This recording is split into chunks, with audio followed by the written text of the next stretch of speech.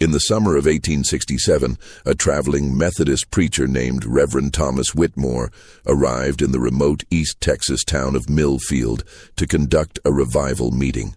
What he discovered behind the walls of the old courthouse would haunt him for the rest of his life. 89 men had vanished without a trace over the course of 18 months, all last seen entering Judge Harrison Crawford's courtroom for sentencing. The official records listed them as transferred to state penitentiary, but no prison in Texas had any record of their arrival. When Reverend Whitmore finally uncovered the truth about Crawford's basement chambers, he found evidence of systematic torture, starvation, and murder that would make even the most hardened soul question their faith in humanity. The Methodist Church buried his report for over a century, but recently discovered church archives reveal the horrifying details of what really happened in that courthouse basement, including Crawford's own handwritten journals describing his divine mission to purify souls through suffering. Before we continue with the story of Judge Crawford and the disappearance of those 89 souls, if you're someone who seeks the truth behind America's darkest secrets, then this channel is for you. Subscribe now and let me know in the comments what state you're listening from. I read every single comment and love connecting with fellow mystery seekers who aren't afraid to confront the shadows of our past. The events that unfolded in Millfield would challenge everything the townspeople believed about justice, faith, and the men they trusted to protect them. But to understand the full horror of what Crawford had created, we must first understand the community that allowed him to operate in plain sight for nearly 2 years. Millfield, Texas, was a town that time seemed to forget, even as it was being built. Nestled in the dense pine forests of East Texas, approximately 40 miles southeast of Marshall, it had emerged during the chaos of Reconstruction as a place where Confederate veterans could start over, far from the prying eyes of federal authorities. The town's population never exceeded 400 souls, but its isolation made it a perfect refuge for those seeking to escape their past, or, as it would turn out, for predators seeking to escape scrutiny. The settlement had been founded in 1864 by Colonel James Millfield, a former Confederate cavalry officer who had purchased several thousand acres of timberland with money he claimed to have saved before the war. The truth, whispered among the townspeople but never spoken aloud, was that Millfield had likely looted the funds from a Union supply train during one of his final raids into Louisiana.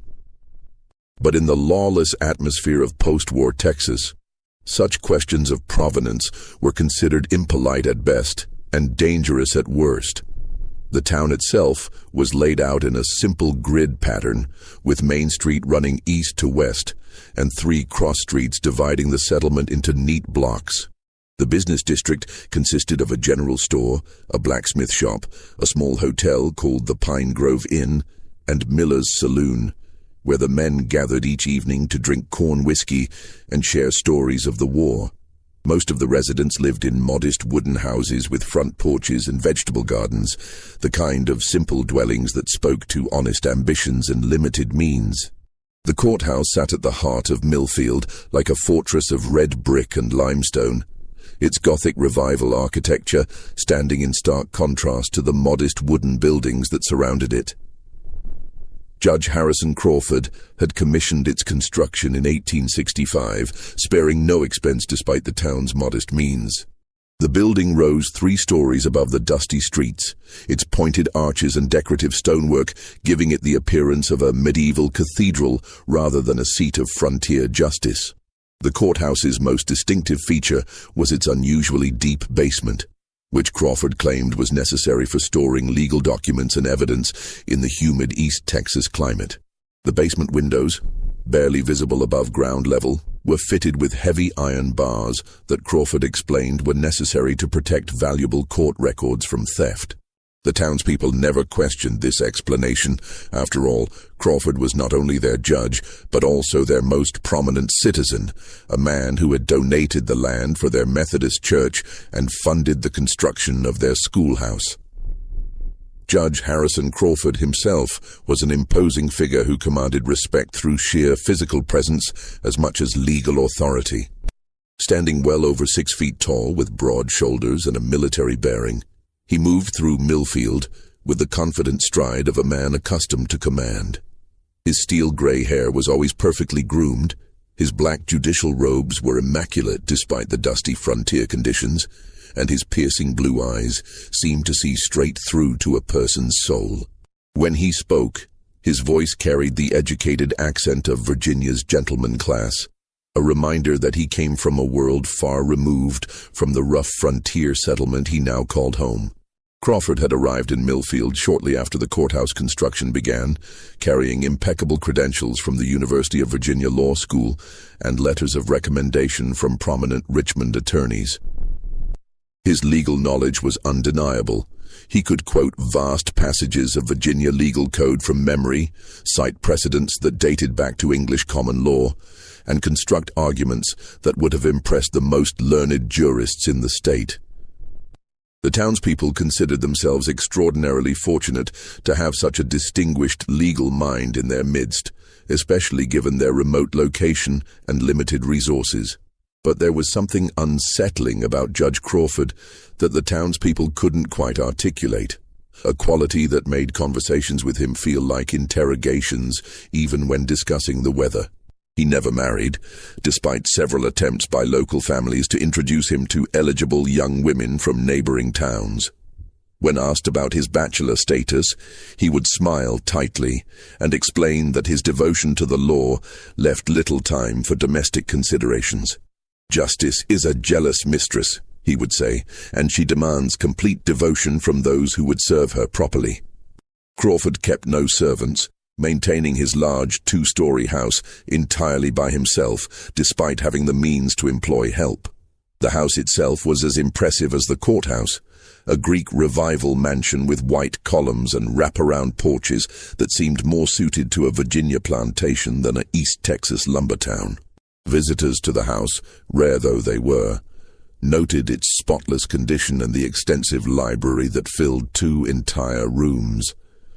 The books ranged from legal texts to theological works, with a particular emphasis on texts dealing with divine justice, moral philosophy, and what Crawford called the purification of the human soul. Most peculiar of all was Crawford's insistence on handling all prisoner transfers to the state penitentiary personally, refusing the assistance of local law enforcement or federal marshals. This was highly unusual, as most frontier judges were eager to delegate such mundane responsibilities to others. But Crawford treated each transfer as a sacred duty, claiming that the condemned men deserved his personal attention during their final hours in the community.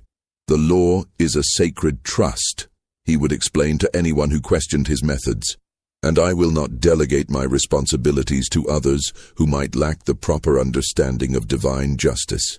These men have been placed in my care by God and the people of Texas, and I will see that they receive the treatment their souls require." The Methodist congregation, led by their circuit preacher who visited monthly, had grown accustomed to Crawford's irregular attendance at services. He would appear for Easter and Christmas, sitting alone in the front pew with a somber expression that suggested deep contemplation of spiritual matters. During these services, he would sing the hymns in a rich baritone voice and follow along with the scripture readings in his personal Bible, a massive leather-bound volume that he carried everywhere. But he never participated in the social gatherings that followed services, politely declining invitations to Sunday dinners and church socials. Some whispered that he was haunted by memories of the war, pointing to the fact that he never spoke of his Confederate service despite his obvious military bearing. Others suggested that he was simply a man who preferred solitude to company, a scholar who found more satisfaction in books than in human fellowship. The more charitable interpretation was that his dedication to justice required a kind of monastic discipline that left little room for ordinary pleasures. The town's other notable institution was the combination jail and courthouse basement, where Crawford held prisoners awaiting trial or sentencing. The jail portion was visible to the public, a modest holding area with 4 cells that could accommodate perhaps a dozen men at most. The cells were equipped with basic amenities: wooden bunks, chamber pots, and barred windows that provided adequate light and ventilation. Prisoners held in these cells were fed regularly and allowed visitors, in accordance with standard practices throughout Texas. But the basement extended far beyond what visitors could see, stretching deep into the earth beneath the courthouse in a network of chambers that Crawford had designed and supervised personally. He kept the basement locked at all times with multiple heavy-duty padlocks and reinforced iron bars, claiming it contained sensitive legal documents and evidence that required protection from the elements and potential thieves. Martha Kellerman, the courthouse cleaning woman, was one of the few people who had been granted access to portions of the basement during daylight hours. A widow in her 50s who had taken the cleaning job to support herself after her husband's death in the war, Martha was known throughout Millfield for her discretion and work ethic.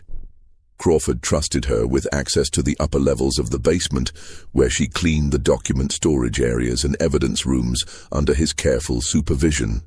Even these limited glimpses of the basement had left Martha with questions she was afraid to voice. The chambers she was allowed to clean were far more elaborate than necessary for simple storage, with stone walls that had been carefully mortared and floors that were surprisingly level and well constructed. The air in these rooms carried a strange mixture of odors. The expected mustiness of underground spaces combined with something sharper and more unpleasant that she couldn't identify. Crawford had explained that the basement's extensive construction was necessary due to the unstable soil conditions in East Texas, which required deep foundations and careful engineering to prevent collapse.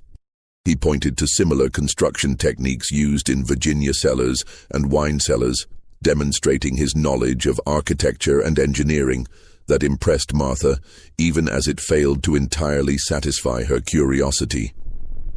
The pattern that would eventually claim 89 lives began in the bitter winter of 1866, though nobody noticed it at first. The transition was so gradual, so carefully orchestrated, that it seemed like nothing more than the natural evolution of a frontier justice system finally finding its rhythm. Men would be sentenced in Crawford's courtroom for various crimes: horse theft, assault, robbery, desertion from the Confederate Army, disturbing the peace, and then simply vanish into what everyone assumed was the efficient machinery of Texas justice. It was a harsh winter that year, with ice storms that knocked down telegraph lines and made travel between communities nearly impossible for weeks at a time. The isolation that usually characterized Millfield became even more pronounced, creating the perfect conditions for Crawford's activities to go unnoticed by the outside world. Federal authorities, already overwhelmed by the challenges of Reconstruction, had little time or resources to monitor the activities of a remote courthouse in the East Texas wilderness. The first victim whose disappearance would later be documented was a man named Thomas Burke, an Irish immigrant who had been accused of stealing chickens from a neighbor's farm. Burke had arrived in Millfield only months earlier, seeking work in the lumber mills and hoping to earn enough money to bring his wife and children over from County Cork. He had no family in Texas, no powerful friends to advocate for his interests, and no legal representation beyond Crawford's own perfunctory appointment of counsel. The trial itself was conducted with Crawford's characteristic attention to legal procedure. Witnesses were called, testimony was heard, and Burke was given the opportunity to speak in his own defense. But there was something theatrical about the proceedings, as if Crawford was performing the rituals of justice rather than actually pursuing it. The outcome seemed predetermined, and Burke was sentenced to 2 years in the state penitentiary for what should have been a minor offense. Thomas Burke, Crawford intoned from the bench, his voice carrying the weight of divine judgment. You have been found guilty of theft in violation of the laws of Texas and the commandments of Almighty God.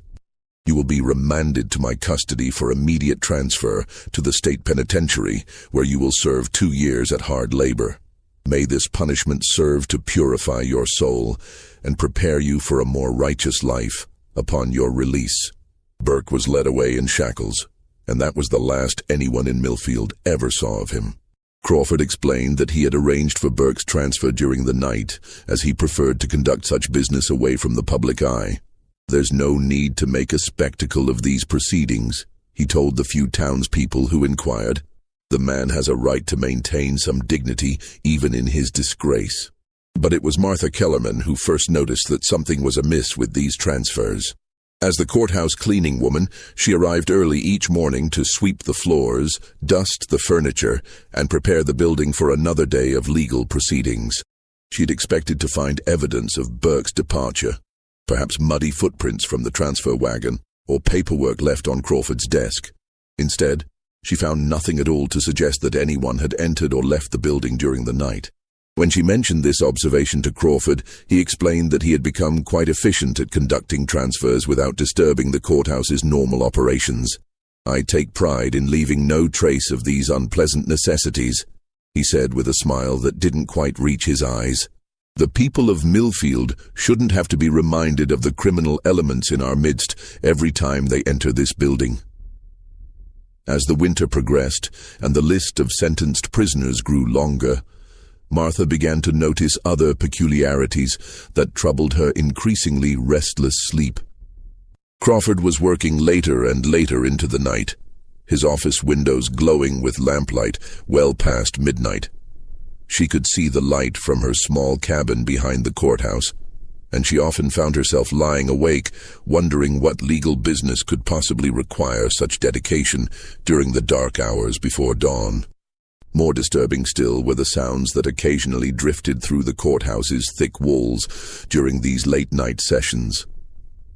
Martha had cleaned buildings all her life, and she knew the difference between the normal settling of timber and stone and the sounds of human activity. What she heard from the courthouse basement during Crawford's midnight sessions sounded like voices, muffled conversations, occasional shouts, and sometimes what sounded disturbingly like sobbing or moaning. When Martha finally worked up the courage to ask Crawford about these sounds, his explanation was both plausible and somehow unsatisfying. "The acoustics in that basement are quite peculiar, Martha," he told her with his characteristic patient smile. "Sound carries in unexpected ways through those stone chambers. What you're hearing is probably the settling of the building or perhaps rats in the walls. Old buildings make all sorts of mysterious noises, particularly during the winter months when the temperature changes stress the materials." But Martha had grown up in a farmhouse that was over 50 years old, and she knew every sound that an aging building could make.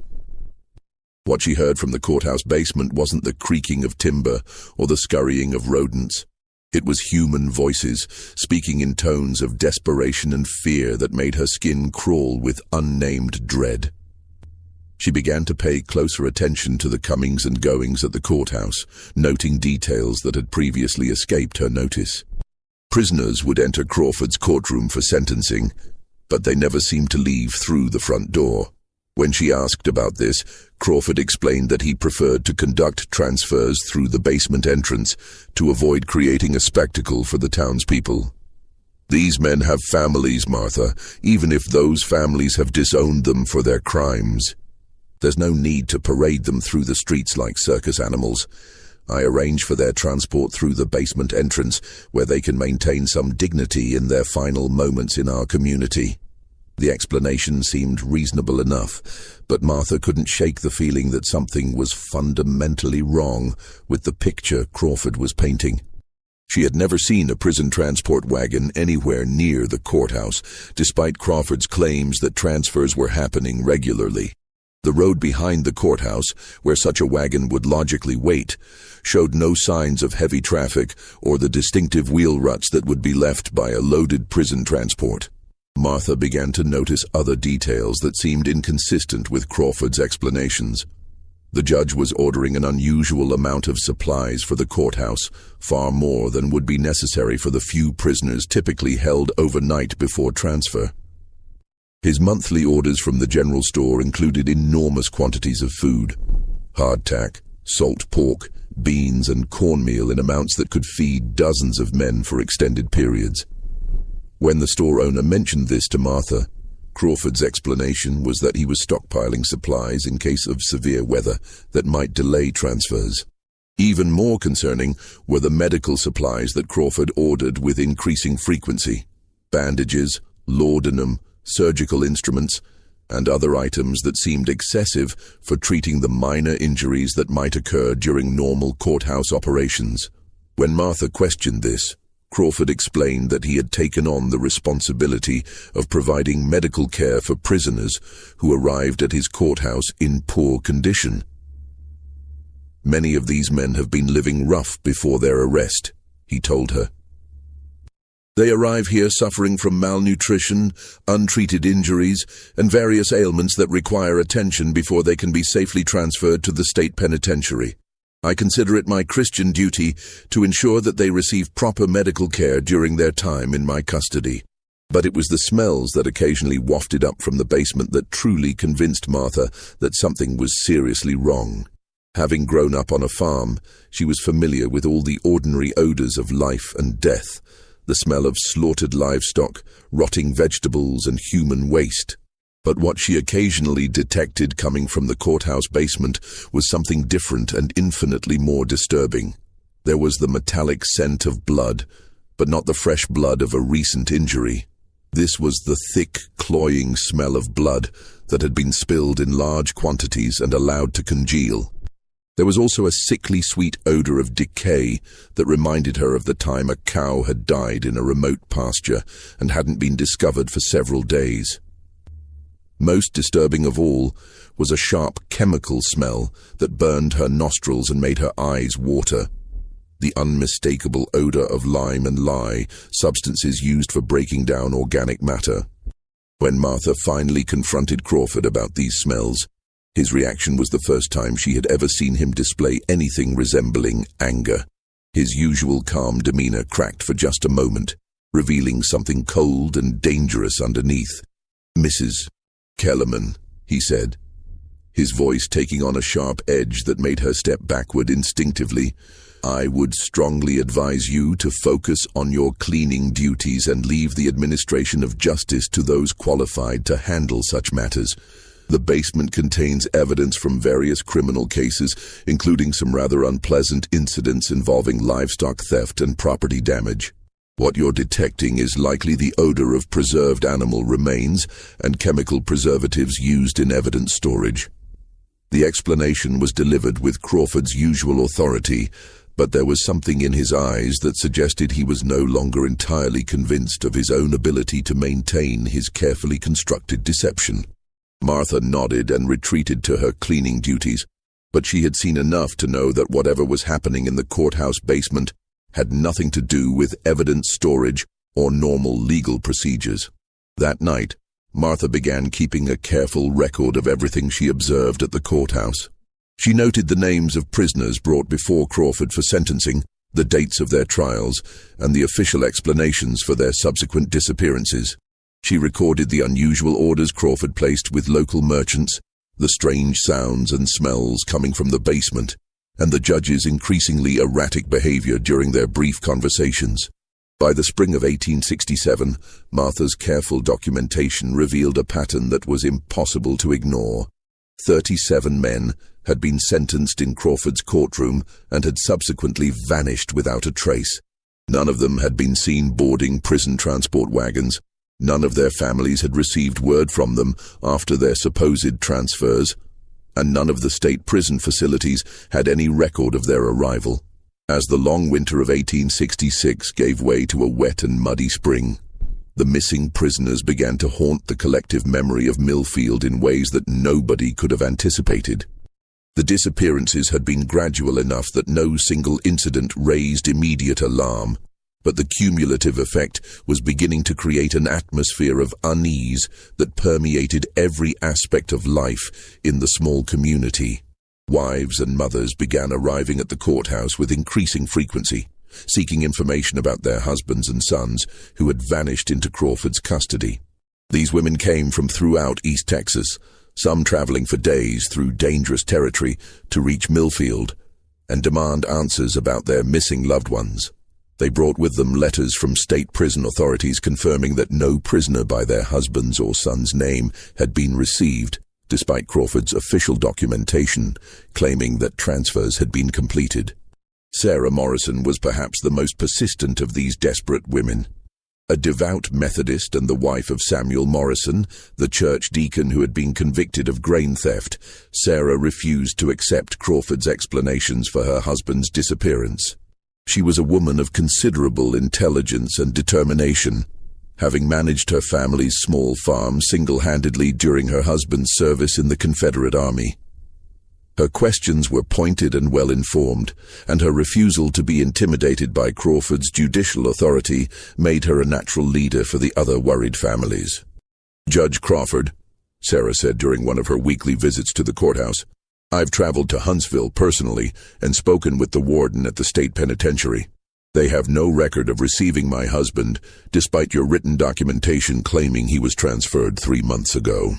I've also contacted the federal authorities responsible for prisoner transport, and they have no record of any transfers from this courthouse. Where is my husband?" Crawford's response to such challenges was always the same: patient explanations about bureaucratic inefficiency, lost paperwork, and the chaos that still plagued Texas government in the aftermath of war and Reconstruction. He spoke with the authority of a man who understood the complexities of the legal system far better than his questioners, and his explanations were delivered with such confidence that many people found them convincing despite their obvious inconsistencies. "Mrs. Morrison, I understand your distress and I sympathize with your situation. But you must understand that the state government is still recovering from the disruptions of the war. Records are being lost. Prisoners are being transferred between facilities without proper documentation, and communication between various institutions is unreliable at best. Your husband was lawfully convicted and sentenced, and he was transferred according to proper procedures. The fact that prison officials cannot immediately locate his records doesn't mean he has vanished. It simply means that the bureaucracy is overwhelmed and disorganized." But Sarah Morrison was not a woman who accepted convenient explanations when they contradicted obvious facts. She began conducting her own investigation, traveling throughout East Texas to interview families of other missing prisoners and compile evidence that challenged Crawford's official narrative. What she discovered was a pattern of disappearances that extended far beyond her husband's case. Thomas Burke, the Irish immigrant who had been the first to vanish, had promised to write to his wife in County Cork as soon as he was settled in prison. The letters never came, and Burke's wife had begun writing to Texas authorities seeking information about her husband's fate. Her letters had been forwarded to Crawford, who responded with vague assurances that her husband was serving his sentence and that communication would be restored once administrative problems were resolved. Jacob Mueller, a German farmer who had been convicted of assault after a dispute with his neighbor, had similarly failed to contact his family after his supposed transfer to the state penitentiary. Mueller was known throughout his community as a man who wrote to his relatives in Germany every month without fail. His sudden silence was completely out of character and deeply troubling to those who knew him. Perhaps most disturbing was the case of Benjamin Hawkins, a young man from a prominent East Texas family who had been convicted of horse theft. Hawkins' father was a successful merchant with connections throughout the region, and he had hired attorneys to trace his son's fate after the supposed transfer to state prison. The attorney's investigation had revealed that no prisoner transport had left Millfield on the date specified in Crawford's transfer documentation, and no such transport had arrived at any Texas prison facility during the relevant time period. As Sarah Morrison compiled these cases and many others, a disturbing picture began to emerge. Crawford was documenting prisoner transfers that had never occurred, claiming to follow legal procedures that left no actual evidence of their implementation. The missing men represented every level of East Texas society, from poor immigrants like Thomas Burke to the sons of wealthy families like Benjamin Hawkins. The only thing they had in common was that they had all disappeared after being sentenced in Crawford's courtroom. Sarah's investigation also revealed troubling details about Crawford's personal behavior that had previously been dismissed as mere eccentricity. Several townspeople reported seeing lights in the courthouse basement at all hours of the night, often accompanied by sounds that suggested intensive activity of some kind. The local blacksmith mentioned that Crawford had ordered an unusual number of metal implements, chains, locks, bars and other hardware that seemed excessive for normal courthouse security. Perhaps most significantly, Sarah discovered that Crawford had been purchasing enormous quantities of lime and lye from merchants throughout the region, always paying in cash and refusing to explain the intended use of these chemicals. Lime and lye were common enough substances on the frontier, used for everything from construction to soap making, but the quantities Crawford was ordering suggested industrial-scale applications that made no sense for a courthouse operation. When Sarah confronted Crawford with this evidence, his response revealed the first cracks in the calm facade he had maintained for so long. His usual patient explanations became shorter and more defensive, and his eyes took on a hardness that hadn't been there before. "Mrs. Morrison, I'm beginning to find your persistent questioning both inappropriate and disrespectful. I am a duly appointed judge, carrying out my responsibilities according to Texas law. If you have concerns about legal procedures, you're welcome to file a complaint with the state authorities. But I will not tolerate continued harassment in my own courthouse." The threat was delivered with cold precision, and Sarah realized for the first time that Crawford was not simply an incompetent bureaucrat, but potentially something much more dangerous. She began to share her findings with other families and concerned townspeople, building a network of people who were asking the same troubling questions about the fate of their missing loved ones. Martha Kellerman became a crucial ally in this informal investigation, sharing her observations about Crawford's strange behavior and the disturbing sounds and smells coming from the courthouse basement. Martha's testimony carried particular weight because of her position as courthouse employee and her reputation for honesty and discretion throughout the community. "Something terrible is happening in that basement," Martha told the growing group of concerned families. "I hear voices down there at night, voices of men who sound like they're in pain or terror. Judge Crawford claims it's just the building settling or rats in the walls, but I know the difference between building sounds and human voices. Those are men crying out for help, and nobody is listening." The group began meeting secretly in the Methodist Church, using their shared faith as both comfort and motivation for their investigation. They prayed for guidance in their search for the truth, and they found strength in their conviction that God would not allow such evil to go unpunished indefinitely. Sarah Morrison emerged as their unofficial leader, organizing their efforts and maintaining detailed records of their findings. But their investigation was hampered by Crawford's position of authority and the general reluctance of law enforcement to challenge a sitting judge. The local sheriff was a political appointee who owed his position to Crawford's influence, and federal authorities were reluctant to investigate based on what they considered unsubstantiated rumors and family complaints. The missing men had all been convicted criminals after all, and their disappearance could be explained by administrative incompetence rather than criminal activity. As summer approached, the tension in Millfield became increasingly palpable. Crawford's behavior grew more erratic and defensive, while the families of missing prisoners became more vocal in their demands for answers. The stage was being set for a confrontation that would reveal the true scope of the horror that had been hidden beneath the courthouse floors.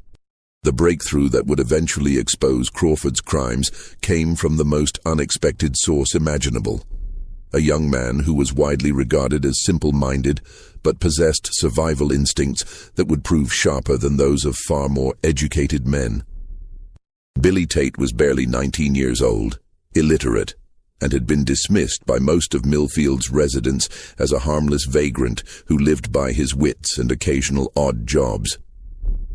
But his intimate knowledge of the East Texas wilderness and his natural cunning would make him the key to unraveling Crawford's carefully constructed deception. Billy had been arrested in late May 1867 for stealing a horse from a farmer outside of town. The evidence against him was overwhelming. He had been caught riding the stolen animal and had no plausible explanation for how he had come to possess it. But Billy's case differed from the previous prosecutions in one crucial respect. Unlike the previous victims, he had grown up in the forests around Millfield and possessed an almost supernatural ability to navigate in darkness and survive in hostile conditions. The trial itself followed Crawford's now familiar pattern. Billy was appointed a defense attorney who made only perfunctory efforts on his behalf. Witnesses testified to the defendant's obvious guilt, and Crawford delivered a sentence that seemed disproportionately harsh for the crime committed. Billy was sentenced to 3 years in the state penitentiary, despite the fact that horse theft was typically punished with much shorter terms. William Tate, Crawford intoned from the bench, his voice carrying its usual tone of divine judgment. You have been found guilty of horse theft, a crime that strikes at the very foundation of civilized society. Your actions demonstrate a fundamental disrespect for the property rights of honest citizens and the moral order that binds our community together. You will be remanded to my custody for immediate transfer to the state penitentiary, where you will serve 3 years at hard labor. May this punishment serve to correct your wayward nature and restore you to the path of righteousness. But unlike the previous victims, Billy Tate was not led quietly away to accept his fate. His experience living rough in the East Texas wilderness had taught him to trust his instincts about danger, and everything about Crawford's courthouse triggered his deepest survival instincts. When the bailiff approached to escort him to the holding cells, Billy's entire body tensed with the alertness of a wild animal sensing a predator. Billy was initially held in the regular jail cells that were visible to the public, sharing space with 2 other men who were awaiting trial for minor offenses. During his 3 days in these cells, he had the opportunity to observe Crawford's routine and study the layout of the courthouse building. What he noticed immediately was that Crawford spent an extraordinary amount of time in the basement areas that were supposedly used only for storage, often working there late into the night with sounds of activity that seemed inconsistent with document filing or evidence cataloging. More significantly, Billy noticed that Crawford seemed to be preparing for something special. The judge ordered additional supplies from the general store, including rope, metal restraints, and medical equipment that seemed excessive for a simple prisoner transfer. Crawford also spent considerable time studying Billy specifically, watching him with an intensity that went far beyond normal judicial interest in a convicted criminal. On the evening before his scheduled transfer, Billy was moved from the public jail cells to a holding area in the basement that Crawford claimed was more secure. This was the first time Billy had been taken below ground level, and what he found there immediately confirmed his worst fears about Crawford's true intentions. The basement was far more extensive than anyone above ground had realized. Crawford had constructed a complex network of chambers and corridors that extended deep into the earth beneath the courthouse, creating what amounted to a secret prison that could hold dozens of men without any possibility of detection from the outside world. The walls were lined with carefully fitted stone blocks. The floors were paved with brick, and the ceilings were supported by heavy wooden beams that spoke to careful engineering and substantial investment. But it was the evidence of long-term occupation that truly terrified Billy. The holding cell where he was placed showed clear signs of having housed multiple prisoners for extended periods. The straw covering the floor had been changed recently, but underneath, Billy could see stains that suggested previous occupants had suffered injuries or worse. The walls bore scratches and markings that looked like attempts to keep track of time or leave messages for future prisoners. Most disturbing of all were the sounds that echoed through the basement during the night hours. Billy could hear voices coming from deeper chambers, the voices of men who were clearly in distress, sometimes crying out in pain or pleading for mercy. These were not the sounds of men awaiting comfortable transport to state prison. They were the sounds of men who had been subjected to systematic abuse and who had given up hope of rescue. Billy's survival instincts, honed by years of living on the margins of civilized society, told him that he was in mortal danger and that escape was his only chance of survival. Unlike the previous victims, however, Billy possessed skills that made escape a realistic possibility. He had grown up breaking into abandoned buildings and finding ways through locked doors, and his small size and natural agility gave him advantages that larger men would not have possessed. Over the course of his first night in the basement, Billy carefully examined his cell and the surrounding area, looking for weaknesses in Crawford's security arrangements. What he discovered was that Crawford's attention to the psychological aspects of imprisonment had exceeded his attention to purely physical security measures.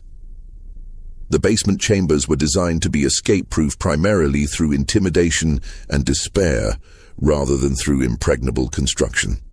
Billy noticed that one of the stones in his cell wall was slightly loose, apparently having been weakened by water seepage over time. Working carefully through the night, he managed to widen the gap enough to remove the stone entirely, creating an opening that led to the building's foundation area. From there, he could access a drainage tunnel that Crawford had apparently overlooked during his security preparations. But Billy's escape was complicated by what he observed during his second day in Crawford's custody. He was taken from his cell to what Crawford called examination, a process that revealed the true scope of the judge's depravity and the fate that had befallen the previous prisoners. Billy Tate's examination took place in a chamber deep beneath the courthouse that Crawford had constructed with the meticulous attention to detail of a man pursuing his life's work. The room was larger than any of the holding cells, with a vaulted ceiling that disappeared into shadows beyond the reach of lamplight. The walls were lined with the same carefully fitted stone blocks that characterized the rest of the basement, but these stones showed stains and discoloration that spoke to activities far removed from normal judicial proceedings. Crawford had transformed himself for these sessions, exchanging his judicial robes for a simple black cassock that gave him the appearance of a medieval monk or inquisitor. His demeanor was completely different from the calm, professional manner he displayed in his public courtroom. Here, in the depths of his secret chambers, he radiated an intensity that was both terrifying and somehow religious in its fervor. "William Tate," Crawford began, his voice echoing off the stone walls with unnatural resonance. "You stand before the throne of true justice, where the superficial laws of men give way to the eternal laws of divine righteousness. The proceedings upstairs were necessary theater, performed for the benefit of those who lack the spiritual insight to understand the true nature of justice. But here, in these sacred chambers, we will undertake the real work of purifying your soul." The chamber contained devices that seemed to have been inspired by medieval Inquisition chambers, but crafted with the precision of a man who understood both engineering and human anatomy. There was a wooden chair equipped with leather straps and metal fixtures that could be adjusted to cause varying degrees of pain and restraint. Nearby stood a table covered with surgical instruments, some of which Billy recognized, and others that seemed designed for purposes that had nothing to do with medicine. Most terrifying of all was Crawford's obvious expertise with these devices. He moved among them with the familiarity of long practice, adjusting straps and testing mechanisms with the casual efficiency of a craftsman preparing his tools for another day's work. It was clear that Billy was not the first person to be brought to this chamber, and the judge's practiced movement suggested that many others had preceded him. "The process of spiritual purification requires complete honesty," Crawford continued, his voice taking on the cadence of a sermon delivered to a congregation of one. "You must confess not only the crimes for which you were convicted, but every sin you have ever committed, every impure thought you have entertained, every moment when you have strayed from the path of righteousness. Only through complete confession and appropriate penance can your soul be prepared for the judgment that awaits us all." Billy had encountered religious fanatics before during his wanderings through East Texas, but Crawford's intensity went far beyond ordinary evangelical fervor. The judge seemed to genuinely believe that he had been divinely appointed to carry out a mission of spiritual purification that transcended ordinary legal procedures. His eyes held the glassy certainty of a man who had convinced himself that his actions, however horrific, were justified by a higher purpose. Crawford began his interrogation with seemingly innocent questions about Billy's childhood, his family background, and his education. But gradually, the questioning became more invasive and disturbing, probing into areas of personal experience that had nothing to do with the horse theft conviction. Crawford seemed particularly interested in Billy's sexual experiences, his religious beliefs, and any incidents in his past that might be construed as morally questionable. "You see, William," Crawford explained during a brief pause in the questioning. "The crime for which you were convicted is merely a symptom of a deeper spiritual corruption that has taken root in your soul. Horse theft is an act of pride and rebellion against the natural order that God has established. But to truly cleanse your soul, we must identify and address all the sins that led you to this moment of criminality." When Billy refused to confess to sins he had never committed, Crawford began to employ the devices he had so carefully prepared. The process began with relatively minor discomfort: tight restraints that limited circulation, uncomfortable positions that caused muscle cramps and joint pain. But Crawford was a patient man, and he seemed to take genuine pleasure in the gradual escalation of suffering that he could inflict on his victims. "Pain is a gift from God," Crawford explained as he adjusted the restraints that held Billy in an increasingly uncomfortable position. "It serves to focus the mind on spiritual matters and to burn away the pride and stubbornness that prevent us from acknowledging our sins.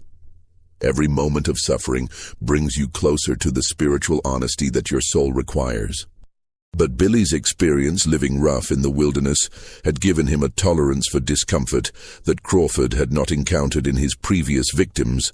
More importantly, Billy's natural cunning allowed him to understand that Crawford's process was designed to break down psychological resistance rather than to simply inflict pain for its own sake. By providing Crawford with the confessions he sought, Billy could buy time to plan his escape while avoiding the more severe tortures that the judge was clearly prepared to employ. Over the course of several hours, Billy spun an elaborate tale of fictional sins and crimes, drawing on stories he had heard from other criminals and vagrants during his travels. He confessed to thefts he had never committed, fights he had never fought, and moral transgressions he had never contemplated. Crawford listened to these confessions with obvious satisfaction, taking detailed notes and occasionally asking for clarification or additional details. "Excellent, William," Crawford said as Billy concluded his fabricated confession. "You are making remarkable progress toward spiritual honesty. But confession alone is not sufficient for true purification. It must be followed by appropriate penance that will demonstrate your sincere repentance and prepare your soul for divine forgiveness." It was during this discussion of penance that Billy began to understand the full scope of Crawford's depravity and the fate that had befallen the 87 men who had preceded him into these basement chambers. Crawford's idea of appropriate penance involved systematic torture that could continue for weeks or months, depending on the severity of the sins that had been confessed and the judge's assessment of the victim's spiritual progress. Crawford had developed an elaborate theological framework for these torture sessions, claiming that physical suffering was necessary to drive out sin and prepare the soul for divine judgment.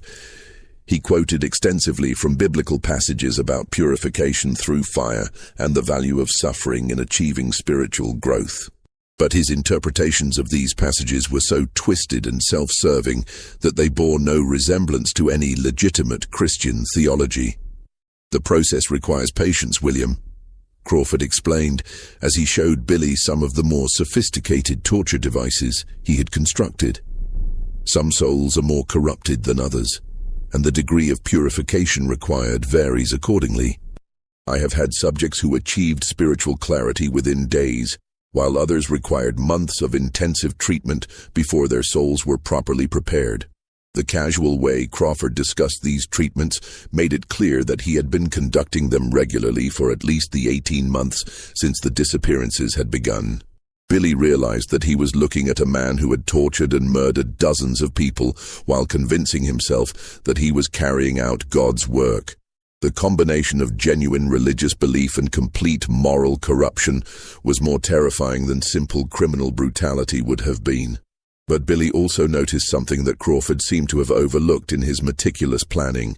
The judge's obvious pride in his work was making him careless about security. Crawford was so eager to explain his theological theories and demonstrate his equipment that he was revealing details about the basement's layout and his daily routine that a more cautious criminal would have kept secret. During his second night in the basement, Billy was able to observe Crawford's activities in the other chambers where the remaining prisoners were being held. What he saw confirmed his worst fears about the fate of the missing men, while also revealing weaknesses in Crawford's operation that might make escape possible for someone with Billy's particular skills. The basement contained more than a dozen separate chambers, each one designed for specific purposes in Crawford's twisted version of justice. There were holding cells similar to the one where Billy was confined, torture chambers equipped with various devices for inflicting pain, and what appeared to be medical facilities where Crawford attended to prisoners who had been injured during their spiritual treatments. Most disturbing of all was what Crawford called his meditation chamber, a room where he kept the bodies of prisoners who had died during their purification process. The bodies were preserved with lime and other chemicals, arranged in positions that suggested Crawford spent considerable time studying the effects of his various torture methods. The sight of these preserved corpses, combined with Crawford's matter-of-fact discussion of their spiritual progress at the time of death, convinced Billy that escape was not just desirable, but absolutely essential for his survival. Billy's observations also revealed that Crawford was not the methodical, careful operator he appeared to be during daylight hours. The judge's nighttime activities were characterized by increasing desperation and loss of control, suggesting that the psychological pressure of maintaining his deception was beginning to affect his mental stability. Crawford talked to himself constantly during these sessions, engaging in rambling theological discussions with imaginary opponents and frequently contradicting his own previous statements about proper procedure. Most significantly, Billy noticed that Crawford had been drinking heavily during his nighttime sessions, consuming substantial quantities of wine while conducting his spiritual examinations. The alcohol seemed to make Crawford more talkative and less attentive to security details, creating opportunities for a sufficiently cunning prisoner to exploit his captor's decreasing vigilance. On his third night in Crawford's custody, Billy finally put his escape plan into action. He had been working steadily on the loose stone in his cell wall, widening the opening enough to squeeze through into the building's foundation area. From there, he could access the drainage tunnel that led to the building's exterior, though the passage would require him to crawl through several 100 feet of narrow, water-filled conduit in complete darkness. Billy waited until Crawford had begun one of his late-night drinking sessions before attempting his escape. The judge's attention was focused on a prisoner in one of the other chambers, and the sounds of Crawford's spiritual examination would mask any noise Billy might make during his escape attempt. Working quickly but carefully, Billy removed the loose stone and squeezed through the opening into the foundation area. The drainage tunnel was even more challenging than Billy had anticipated. The passage was barely wide enough for his shoulders, and the standing water reached almost to his chest in some sections. The air was stale and difficult to breathe, and the complete darkness made navigation extremely difficult, even for someone with Billy's experience in confined spaces. But his determination to escape Crawford's basement chambers overcame all physical obstacles, and after what seemed like hours of crawling through the narrow tunnel, he finally emerged into the open air behind the courthouse. Billy's first instinct was to run as far and as fast as possible from Millfield and Crawford's reach. But his experience in the basement had revealed horrors that he knew must be exposed, regardless of the personal risk involved. Billy had seen the faces of men who were still alive in Crawford's chambers, men whose families were searching for them, and who deserved rescue if such a thing was still possible. Instead of fleeing into the wilderness, Billy made his way to Martha Kellerman's cabin behind the courthouse. Martha was the one person in Millfield who had consistently questioned Crawford's explanations, and who might be willing to believe Billy's account of what was happening in the basement chambers. Billy's arrival at Martha's door in the early hours of the morning, covered in mud and shaking with exhaustion and terror, marked the beginning of the end for Crawford's carefully constructed deception. Martha Kellerman's small cabin behind the courthouse had never been the scene of such momentous events as those that unfolded in the pre-dawn hours of June 15, 1867. When Billy Tate appeared at her door, covered in mud from the drainage tunnel and shaking with a combination of exhaustion and terror, Martha's first instinct was to provide him with food and shelter. But as Billy began to relate his experiences in Crawford's basement chambers, Martha realized that she was hearing testimony that would change everything the people of Millfield believed about their community and their respected judge. Billy's account was delivered in a breathless rush of words, interrupted by moments when his emotions overwhelmed his ability to speak.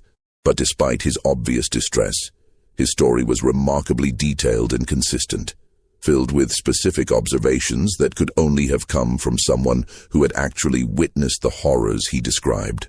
Martha listened with growing horror as Billy described the elaborate network of chambers beneath the courthouse, the torture devices Crawford had constructed, and the systematic abuse that had been inflicted on dozens of prisoners over the course of 18 months. "Mrs. Kellerman, you got to believe me," Billy pleaded, his voice hoarse from his ordeal in the drainage tunnel. "There's men down there who are still alive, men who've been missing for months. Judge Crawford's got them chained up in cells, and he's been torturing them every night. He thinks he's doing God's work, purifying their souls or some such madness. But what he's really doing is murder, plain and simple." Martha had suspected for months that something was seriously wrong with Crawford's operation, but Billy's testimony revealed a scope of depravity that exceeded her worst fears. The sounds and smells she had noticed coming from the basement suddenly made horrible sense, and Crawford's strange behavior took on a sinister significance that she had not previously understood. But Martha was also a practical woman who understood that Billy's word alone would not be sufficient to convince the townspeople or the authorities that their respected judge was a mass murderer. Crawford's position of authority and his reputation for legal expertise would make it easy for him to dismiss Billy's account as the desperate lie of an escaped criminal seeking revenge against the judge who had sentenced him. "Billy, what you're telling me is so terrible that people won't want to believe it," Martha said carefully. "Judge Crawford has been respected in this community for years. We need more than just your word to convince people that he's been committing these crimes. Is there any way to prove what you're saying?" Billy's response revealed that his time in Crawford's basement had provided him with detailed knowledge of the layout and contents of the secret chambers, knowledge that could be used to verify his claims if they could somehow gain access to the basement. He described the locations of specific torture devices, the arrangement of the holding cells, and, most importantly, the identities of prisoners he had seen who were still alive in Crawford's custody. "Samuel Morrison is down there," Billy told Martha, referring to the Methodist deacon whose wife Sarah had been leading the investigation into the missing prisoners. "I seen him with my own eyes, though he's so thin and weak I barely recognized him.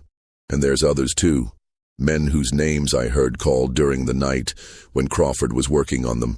If we can get people down into that basement, they'll see I'm telling the truth." Martha realized that Billy's information provided the key to exposing Crawford's crimes, but she also understood that any attempt to investigate the basement would be extremely dangerous. Crawford was clearly a desperate man who had already committed dozens of murders to protect his secret, and he would not hesitate to kill anyone who threatened to expose him. But Martha also knew that she could not ignore Billy's testimony, regardless of the personal risk involved. Too many families were searching for missing loved ones, and too many men were suffering in Crawford's chambers for her to remain silent. She decided to contact Sarah Morrison and the other families who had been investigating the disappearances, trusting that their combined courage and determination would be sufficient to confront Crawford and rescue the surviving prisoners. Martha sent Billy to hide in the woods outside town, while she made contact with Sarah Morrison and the other concerned families. By mid-morning, a group of nearly 20 people had gathered at the Methodist church to hear Billy's testimony and plan their response to Crawford's crimes. The group included not only the families of missing prisoners, but also several prominent townspeople who had been growing increasingly suspicious of Crawford's explanations for the disappearances. Sarah Morrison took charge of the group with the natural authority of a woman who had been fighting for answers for months. After hearing Billy's detailed account of the basement chambers and the systematic torture being conducted there, she organized the townspeople into a delegation that would demand immediate access to the courthouse basement to verify Billy's claims. "We've been asking questions and accepting excuses for too long," Sarah announced to the assembled group. "If what Billy is telling us is true, then our husbands and sons are being tortured and murdered while we stand around waiting for official responses to our inquiries. It's time to take action, regardless of the consequences." The delegation that marched to the courthouse that afternoon included Sarah Morrison, Martha Kellerman, and 18 other townspeople armed with lanterns, axes, and grim determination to discover the truth about the missing prisoners. They arrived at the courthouse to find Crawford in his office, apparently conducting normal business as if nothing unusual had occurred the previous night. Crawford's initial response to the delegation's demands was to rely on his familiar combination of legal authority and patient condescension. He expressed concern about Billy Tate's escape and suggested that the young man's wild stories were the product of guilt and desperation rather than actual observation. "I understand your concerns," Crawford told the assembled townspeople, "but you must realize that William Tate is a convicted criminal who has every reason to fabricate stories that would discredit the legal system that sentenced him." The boy is clearly disturbed, and his tales of underground chambers and torture devices are obvious fantasies designed to generate sympathy and deflect responsibility for his crimes. But the townspeople were no longer willing to accept Crawford's explanations without verification. Sarah Morrison stepped forward as the group's spokesperson, her voice carrying the authority of righteous anger and months of frustrated investigation. "Judge Crawford, we're not here to debate the credibility of Billy Tate's testimony. We're here to demand immediate access to the courthouse basement so that we can verify or disprove his claims for ourselves. If he's lying, then you have nothing to fear from allowing us to examine the areas he described. But if he's telling the truth, then there are men down there who need our help immediately." Crawford's response revealed the first cracks in the calm facade he had maintained for nearly 2 years. His usual measured delivery became sharp and defensive, and his eyes took on a hardness that suggested he was no longer entirely convinced of his ability to maintain his deception through words alone. "I will not allow a mob of hysterical townspeople to ransack official courthouse facilities based on the ravings of an escaped criminal," Crawford declared, his voice rising in both volume and intensity. "The basement contains sensitive legal documents and evidence that could be damaged or destroyed by unauthorized access. If you have legitimate concerns about courthouse operations, you're welcome to file complaints with the appropriate state authorities." But the townspeople had moved beyond the point where official procedures and legal technicalities could satisfy their demands for immediate action. They had heard Billy's detailed testimony, they had observed Crawford's increasingly erratic behavior, and they had endured months of unconvincing explanations for the disappearance of their loved ones. The time for patience and legal niceties had passed. "Judge Crawford," Sarah Morrison said with cold determination, "you can either unlock those basement doors voluntarily, or we will break them down. The choice is yours, but we are going into that basement today, one way or another." Crawford's response was swift and violent, revealing the desperation and instability that had been hidden beneath his judicial robes for months. He disappeared into his office and emerged moments later with a shotgun, his face twisted with rage and something that might have been genuine fear. "You will not enter this building," Crawford snarled, his voice barely recognizable as belonging to the same man who had delivered measured legal opinions from the bench for nearly 2 years. "I am the law in this community, and I will maintain order by whatever means necessary. These proceedings are none of your concern, and I will not tolerate interference with official courthouse business." The standoff that followed lasted for several hours, with the townspeople maintaining their position outside the courthouse, while Crawford barricaded himself inside with his weapon. As the afternoon wore on, and word of the confrontation spread throughout Millfield, more residents joined the crowd outside the courthouse, creating a situation that Crawford could not hope to control through intimidation alone. But it was the sounds coming from the basement that finally convinced even the most skeptical townspeople that Billy Tate's testimony was accurate. As evening approached and Crawford's desperation increased, the careful soundproofing that had concealed his activities for months began to fail. The assembled crowd could hear voices crying out from beneath their feet, voices of men who were clearly in distress and who were calling for help in terms that left no doubt about their circumstances. The sounds from the basement confirmed Billy's account so completely that even Crawford's most loyal supporters could no longer maintain their faith in his innocence. The crowd's mood shifted from suspicious determination to outright anger as the reality of what had been happening beneath their courthouse became undeniably clear. It was at this moment that Reverend Thomas Whitmore arrived in Millfield for his scheduled revival meeting. The Methodist preacher had been traveling the circuit for 15 years, and he had encountered his share of frontier violence and human depravity. But nothing in his experience had prepared him for the scene that greeted him as he approached the courthouse in the gathering dusk of that June evening. Whitmore found nearly 50 townspeople gathered outside the courthouse, their faces illuminated by torchlight and marked with the kind of grim determination that comes only when ordinary people are confronted with extraordinary evil.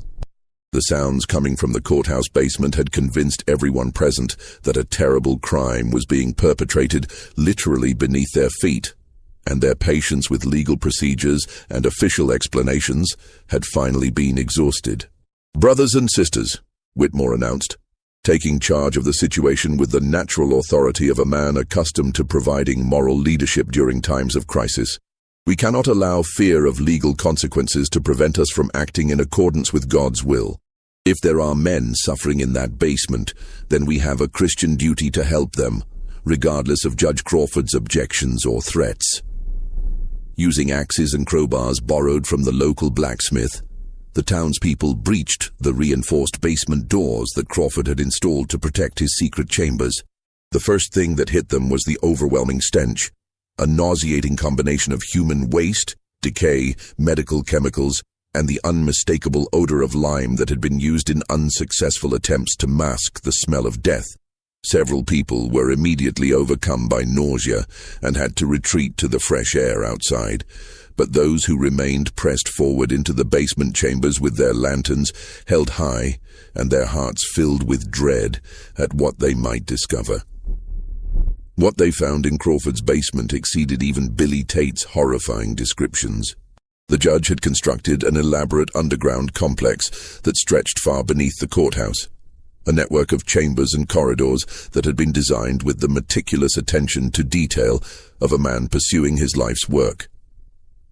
The walls were lined with carefully fitted stone blocks, the floors were paved with brick that could be easily cleaned, and the ceilings were supported by heavy wooden beams that spoke to both engineering expertise and substantial financial investment. But it was the evidence of systematic torture and murder that truly revealed the scope of Crawford's depravity. The main torture chamber contained devices that seemed to have been inspired by medieval Inquisition chambers, but constructed with modern engineering principles and a detailed understanding of human anatomy. There were restraining devices designed to hold victims in positions that would maximize their suffering, surgical instruments that had been used for purposes that had nothing to do with medicine, and elaborate contraptions for inflicting precisely calibrated amounts of pain. The holding cells were even more horrifying than the torture chamber. Crawford had constructed more than a dozen separate chambers for containing prisoners during his extended purification processes, each one equipped with chains, restraints, and primitive sanitation facilities that spoke to long-term occupation. The straw that covered the floors had been changed regularly, but underneath the townspeople could see stains and discoloration that told the story of months of human suffering. But it was the discovery of the living prisoners that truly broke the hearts of the townspeople who had come searching for their missing loved ones. 37 men were still alive in Crawford's chambers, though many of them were barely recognizable as the healthy individuals who had disappeared from Millfield over the previous 18 months. Samuel Morrison was among the survivors, though he was so emaciated and traumatized that his wife Sarah collapsed when she first saw him. The Methodist deacon who had once been a pillar of his community was now a hollow-eyed shadow of his former self, his body bearing the marks of months of systematic torture, and his mind damaged by psychological abuse that had been designed to break his will and reshape his personality according to Crawford's twisted theological theories. "Sarah," Morrison whispered when he recognized his wife among the rescuers, his voice barely audible and filled with the wonder of a man who had given up hope of ever seeing another familiar face. "Is it really you? I thought I would die down here without ever seeing you again." Similar scenes of reunion and horror played out throughout the basement as family members discovered loved ones they had been searching for since the previous winter. But many of the survivors were in such poor physical and mental condition that their rescue came almost too late to save them. Crawford's purification process had left permanent scars on both their bodies and their minds, damage that would require years of care and healing to overcome. The dead prisoners were found in the deepest chambers of Crawford's complex, their bodies disposed of in lime pits that the judge had constructed with the same meticulous attention to detail that characterized all his work. The lime had preserved many of the remains well enough for identification, allowing the townspeople to finally learn the fate of men who had been missing for over a year. The total count of Crawford's victims eventually reached 89 men, making his courthouse basement one of the most horrific crime scenes in the history of Texas. Crawford himself was found in his private chambers, seated at his desk with an empty bottle of laudanum beside him and his service revolver in his hand. He had apparently taken his own life rather than face the consequences of his exposure.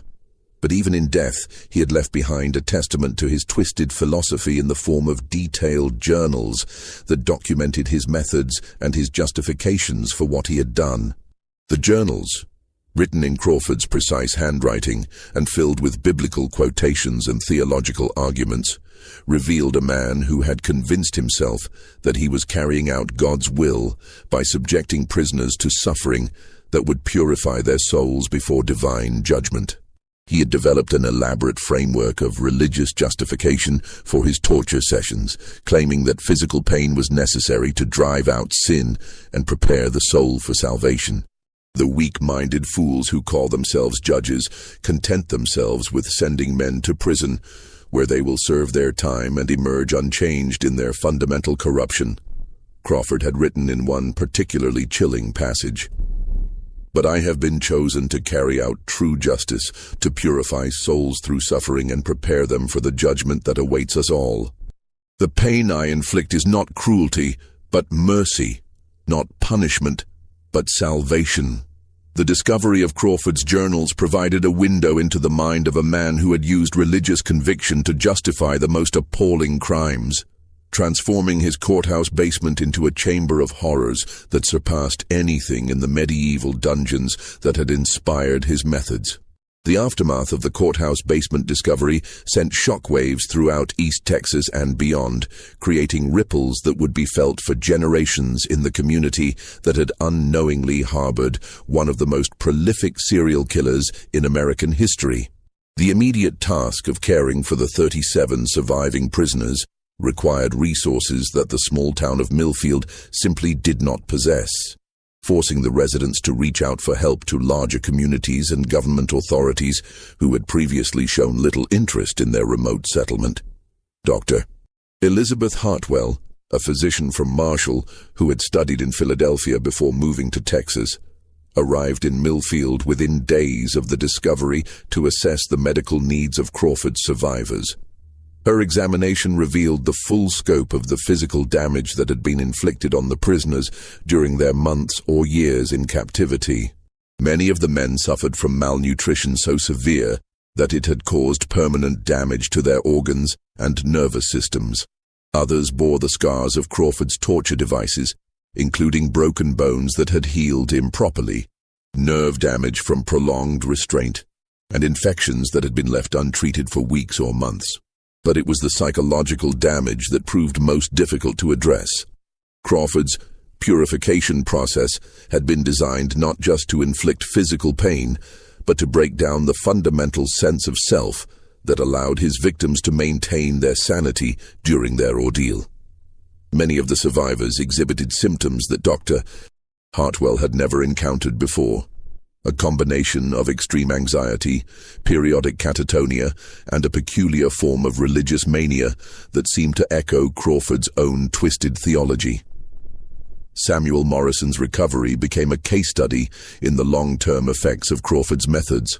The Methodist deacon, who had once been known for his cheerful disposition and community leadership, was now a broken man who spoke in whispers and flinched at sudden movements. His wife Sarah devoted herself to his care with the same determination she had brought to investigating his disappearance, but it took months before Samuel could tolerate being in enclosed spaces or hearing raised voices without experiencing panic attacks. "He talks about purification constantly," Sarah confided to Reverend Whitmore during one of the minister's extended stays in Millfield. Judge Crawford convinced him that the torture was necessary for his spiritual salvation, and even now, even after everything we've shown him about Crawford's madness, part of him still believes it. It's as if that monster reached into Samuel's soul and twisted everything good and decent into something dark and frightening.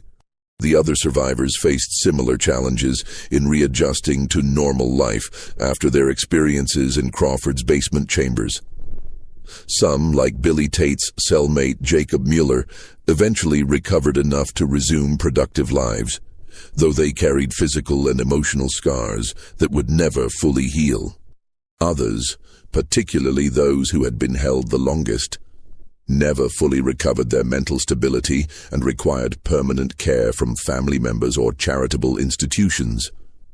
The community of Millfield itself struggled to come to terms with the knowledge that they had unknowingly supported and respected a mass murderer for nearly 2 years.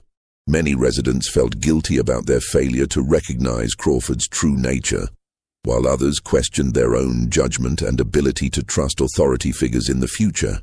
The courthouse building became a source of shame and horror that nobody in the community could bear to use for official purposes, and it was eventually abandoned and left to decay as a monument to the evil that had been concealed within its walls.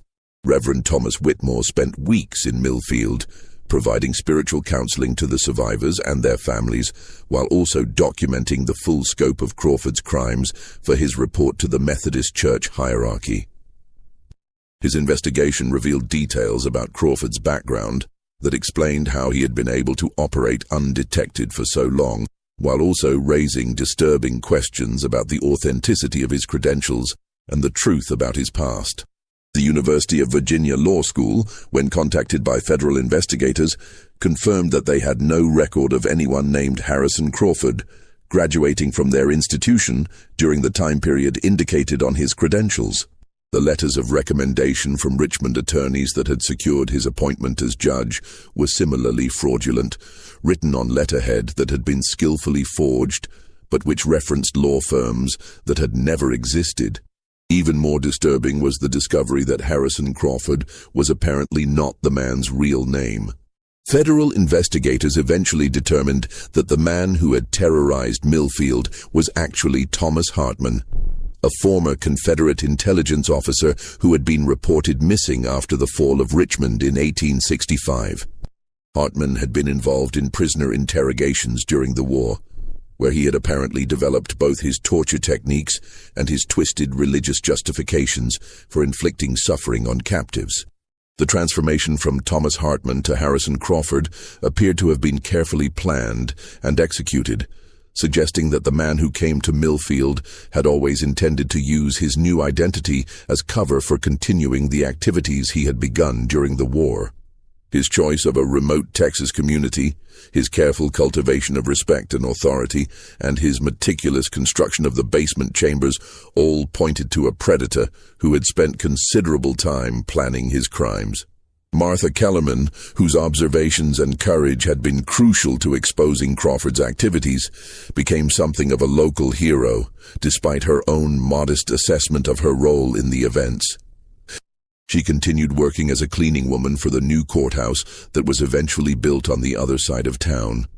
But she also became an advocate for prisoners' rights and a vocal supporter of reforms designed to prevent similar crimes in the future. "Evil hides in plain sight," Martha would tell visitors who came to Millfield to learn about the Crawford case, "and it's up to ordinary people to recognize it and act. We all saw signs that something was wrong, but we were too polite, too trusting, too willing to believe that a man in authority couldn't be capable of such terrible things. I learned that if something feels wrong, it probably is wrong, and you can't wait for someone else to take action." Billy Tate's escape and testimony had not only exposed Crawford's crimes, but had also saved the lives of the 37 men who were still alive in the basement chambers. The young man who had been dismissed by many as simple-minded became a local hero whose courage and survival skills had prevented an even greater tragedy. He eventually settled in a neighboring county, where he married and raised a family while working as a carpenter and occasional guide for travelers through the East Texas wilderness. But Billy never forgot his experience in Crawford's basement, and he spent the rest of his life advocating for prison reforms and better treatment of prisoners throughout Texas. He testified before state legislative committees about the need for regular inspections of detention facilities and improved communication between courts and prisons. His testimony was instrumental in passing laws that required multiple signatures for prisoner transfers and mandatory reporting of prisoner deaths or disappearances. The case also led to significant reforms in the Texas judicial system, including requirements for more thorough background checks of judicial appointees and regular inspections of courthouse facilities by state authorities. The Crawford case became a cautionary tale that was studied in law schools throughout the country as an example of how the concentration of power in the hands of a single individual, particularly in isolated communities, could enable the most appalling crimes. Sarah Morrison channeled her grief and anger into a lifetime of advocacy for the families of missing prisoners and victims of violent crime.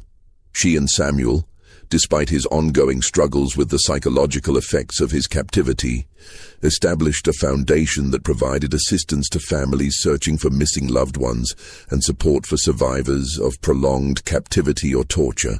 Their work eventually expanded beyond Texas to help families throughout the South who were dealing with similar tragedies. The Methodist Church's response to Reverend Whitmore's report revealed the institutional challenges of confronting evil that had been cloaked in religious authority. Church leaders were deeply disturbed by Crawford's use of Christian theology to justify his crimes, and they struggled to understand how someone could twist religious concepts of purification and divine justice into justifications for torture and murder. Crawford's crimes represent a fundamental perversion of everything we believe about God's love and mercy, wrote Bishop James Anderson in his official response to Whitmore's report. His use of Christian language and concepts to justify his actions is perhaps the most disturbing aspect of this entire tragedy. It reminds us that the most dangerous false prophets are those who speak in familiar religious terms while serving goals that are fundamentally opposed to everything Christ taught us about love, forgiveness, and human dignity. The Church's decision to seal Whitmore's report for over a century reflected their concern that public knowledge of Crawford's religious justifications might undermine faith in Christianity itself or provide inspiration for other religiously motivated criminals. But when the report was finally released in 1967, it became an important document for scholars studying the intersection of religious extremism and criminal behavior. The physical evidence of Crawford's crimes was carefully documented by federal investigators before the basement chambers were sealed with concrete and lime. The torture devices and other equipment were destroyed, but detailed drawings and descriptions were preserved for use in training law enforcement officers to recognize similar crimes in the future. The courthouse building itself was eventually demolished in the 1920s, and the site was converted into a memorial park dedicated to the victims of Crawford's crimes.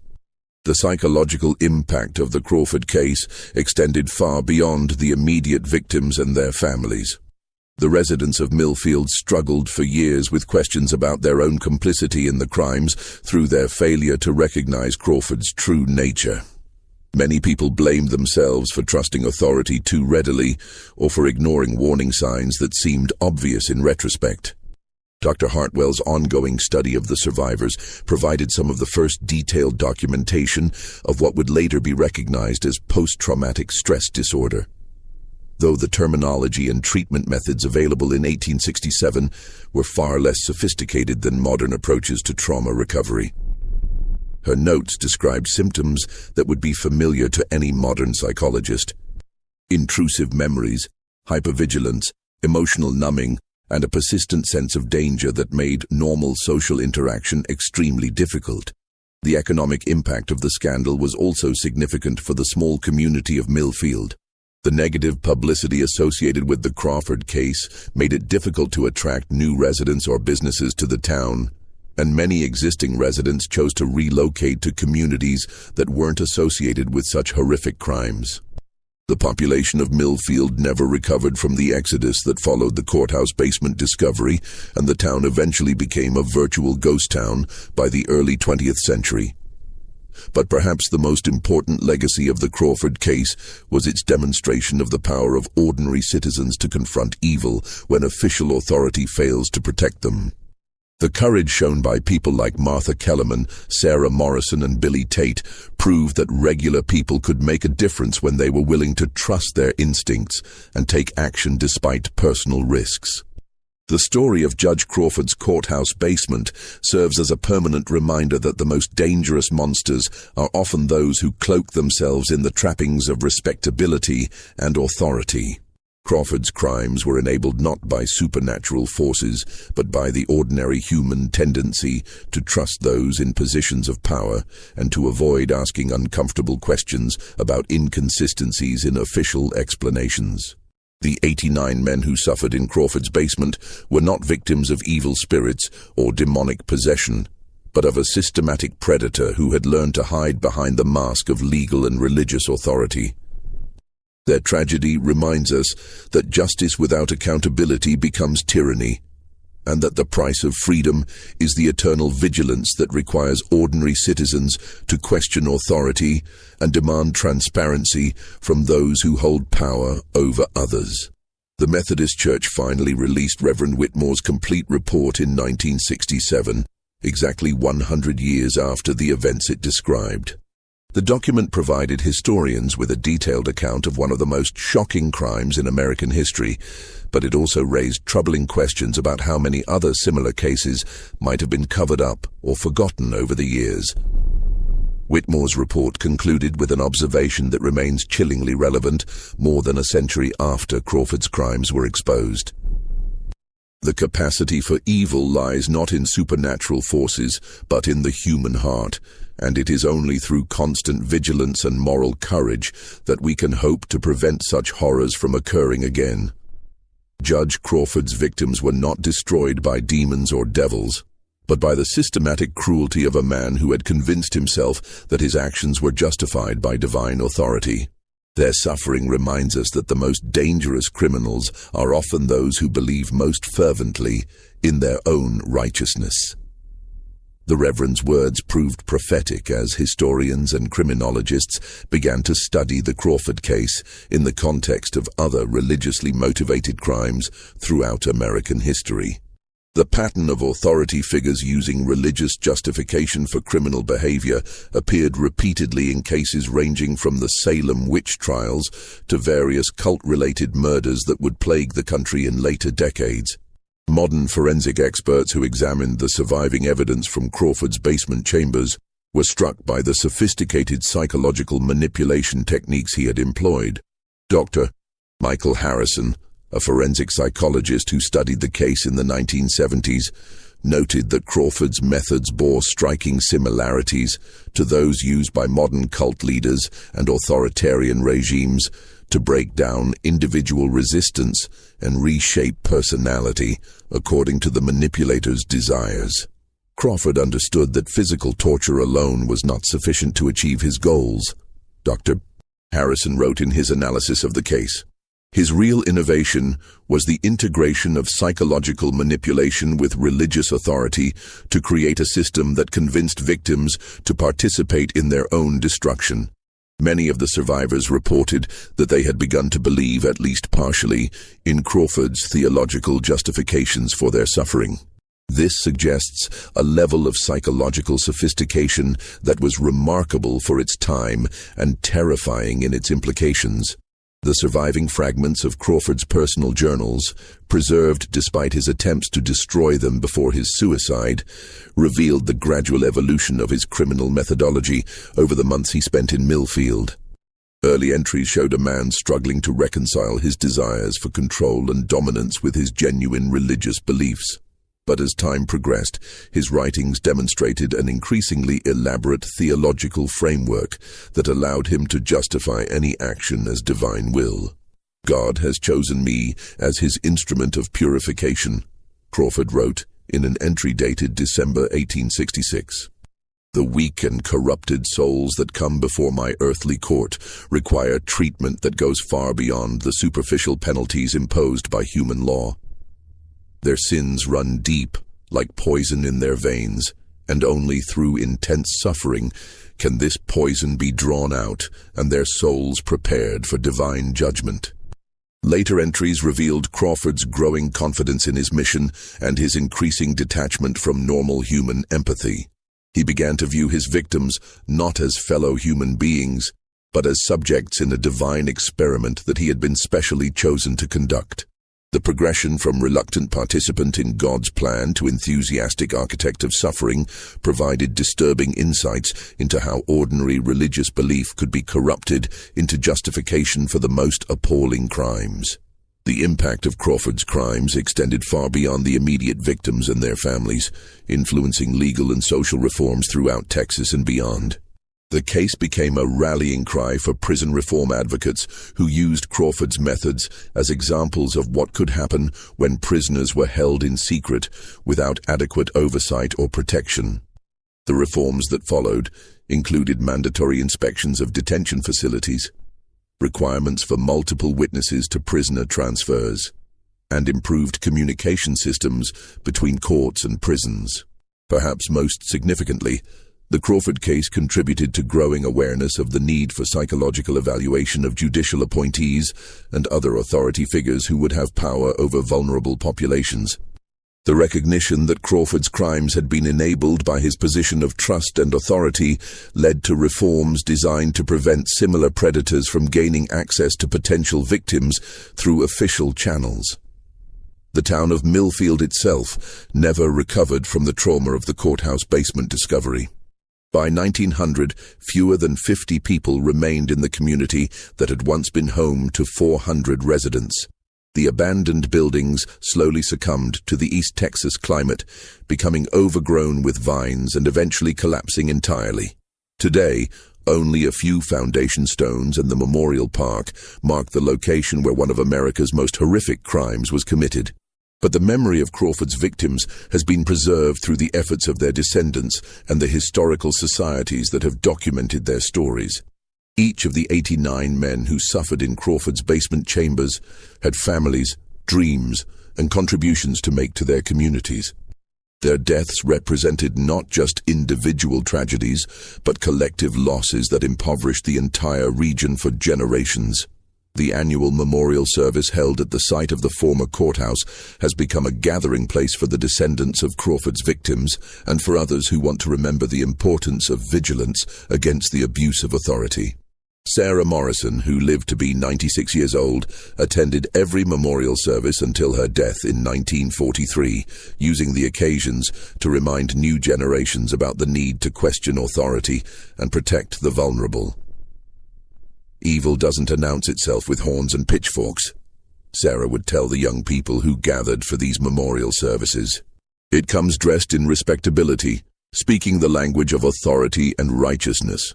Judge Crawford convinced an entire community that he was a godly man carrying out divine justice, while he was actually torturing and murdering innocent people in his basement. We must never forget that the greatest monsters are often those who claim to speak for God, or country, or law. The psychological studies conducted on Crawford's surviving victims provided important insights into the long-term effects of prolonged captivity and torture that would prove valuable to researchers studying similar crimes in later decades. The detailed documentation of their symptoms and recovery processes contributed to the development of more effective treatments for trauma survivors and better understanding of how the human mind copes with extreme stress and abuse. Dr. Hartwell's notes on Samuel Morrison's case became particularly important to researchers studying what would later be termed Stockholm Syndrome, the tendency of captives to develop positive feelings toward their captors as a survival mechanism.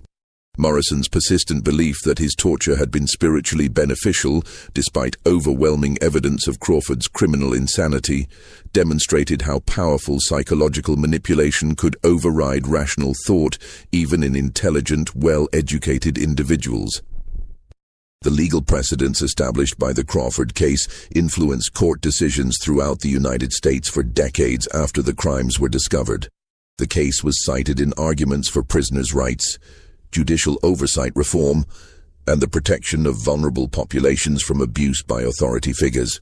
Legal scholars studying the case noted that Crawford's crimes had been enabled by a system that concentrated too much power in the hands of a single individual without adequate checks and balances.